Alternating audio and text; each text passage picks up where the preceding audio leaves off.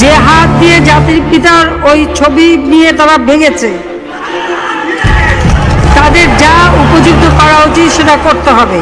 কিন্তু যিনি আমাদের জাতির পিতা, যে আইন আছে, সেখানে হাত দেবে এত সাহস থেকে পেল।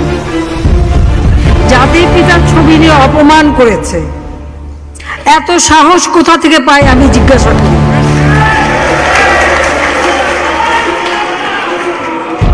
আমি জানি না আমাদের হাইকমিশনার এখন কারা বসেছিল এবং তারা সেখানে কিছুই করতে পারলো না কেন, সেটাও বড় প্রশ্ন। আর আমি আমার প্রবাসী যারা বাঙালি, না আমার প্রবাসী বাঙালিদেরও আমি বলবো যে যারা এই ঘটনাগুলি ঘটিয়েছে তারা চলাফেরা করে না, তাদের দেখেন না। যে হাত দিয়ে জাতির পিতার ওই ছবি নিয়ে তারা ভেঙেছে, তাদের যা উপযুক্ত করা উচিত সেটা করতে হবে। কারণ জাতির পিতার নাম মুছে ফেলার চেষ্টা করা হয়েছিল, তো তারিখ যেহেতু দূরের কথা, ওর বাপ তো চেষ্টা করেছিল ওই নাম মুছতে, ওর বাপও চেষ্টা করেছে, মাও চেষ্টা করেছে। তারা কি পেরেছে নাম মুছতে?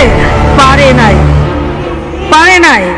ইতিহাস কখনো কেউ চাপা দিতে পারে না। আর জাতির পিতা তার 7 মাসে ভাষণে বলে গেছে যে বাঙালিকে কেউ দাবায় রাখতে পারবে না, পারে নাই দাবায় রাখতে। তা আজকে এত বড় দুঃসাহস হয়ে যায়। হ্যাঁ, আমি প্রধানমন্ত্রী এসে আমারটা যা করুক, ওটা আপনি কিছু মনে করি না। তারিখ যে ভুলে